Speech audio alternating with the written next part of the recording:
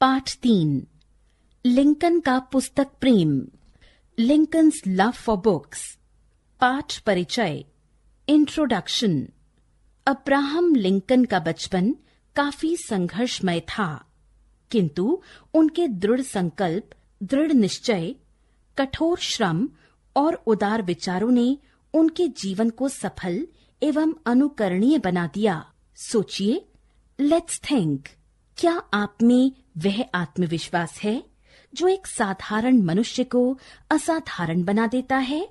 जीवन मूल्य, वैल्यूज, प्रेम, कठिन परिश्रम, सच्ची निष्ठा, दृढ़ संकल्प, ईमानदारी, मानवता, दूसरों की वस्तु संभाल कर रखने की सीख।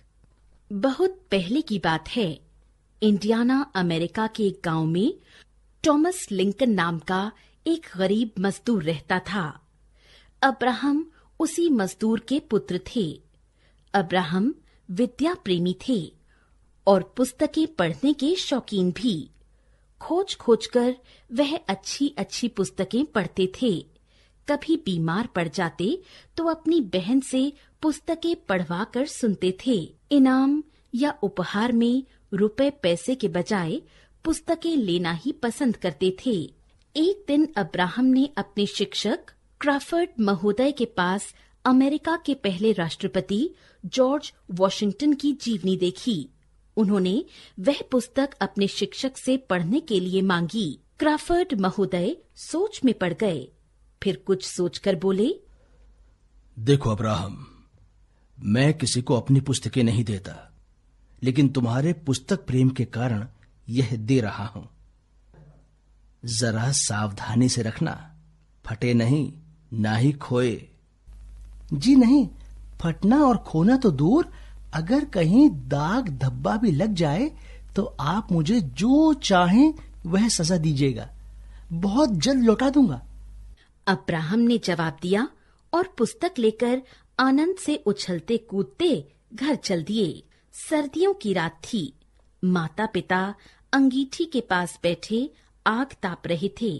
अब्राहम भी उन्हीं के पास बैठकर पढ़ने लगे। कई घंटे बीते, सब सो गए। अब्राहम अपनी पुस्तक में ही खोए रहे।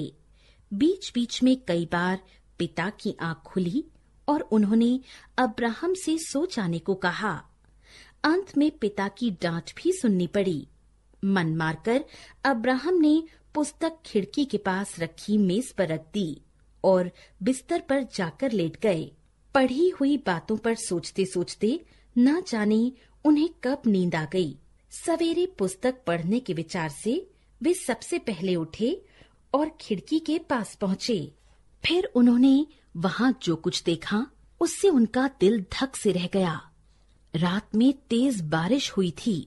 हवा के झोंके से खिड़की खुल गई थी और पानी की बौछार से पुस्तक पूरी तरह गीली हो गई थी। उसके कुछ पृष्ठ तुड़-मुड़ और गल भी गए थे। बालक अब्राहम को काटो तो खून नहीं। उनके कानों में क्रॉफर्ड महोदय के शब्द गूंजने लगे। अब वह उन्हें क्या उत्तर देगा, परंतु बैठने से तो काम चलेगा नहीं। अब्राहम उसी समय पुस्तक लेकर क्रॉफर्ड महोदय के पास पहुंचे। उनकी आंखों में आंसू भरे थे। ग्लानि से सिर झुका था।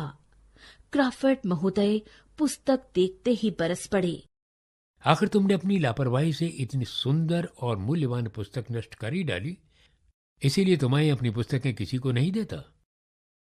आंखें नीचे किए ही अब्राहम ने कहा, क्या कहूं, पुस्तक मैंने खिड़की पर रख दी थी।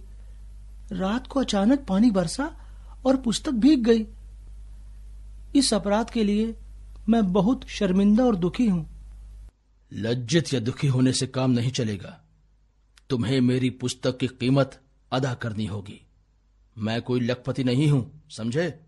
लेकिन मेरे पास तो पैसे हैं ही नहीं। पैसे नहीं हैं तो क्या हुआ, हाथ पैर तो हैं। बताइए, फिर मैं क्या करूं? अब्राहम असहाय स्वर में बोले, पुस्तक यहां रख दो और 3 दिनों तक मेरे खेत में घास काटो। शिक्षक ने जवाब दिया। अब्राहम 3 दिन तक क्राफर्ड महोदय के खेत में घास काटते रहे। चौथे दिन उस पुस्तक को अपने हाथ में लिए घर आकर अब्राहम ने अपनी बहन से कहा, घास काटनी पड़ी तो क्या हुआ, पुस्तक तो अपनी हो गई। बाद में यही बालक अमेरिका का राष्ट्रपति बना, जिसने अमेरिका से दास प्रथा को दूर किया।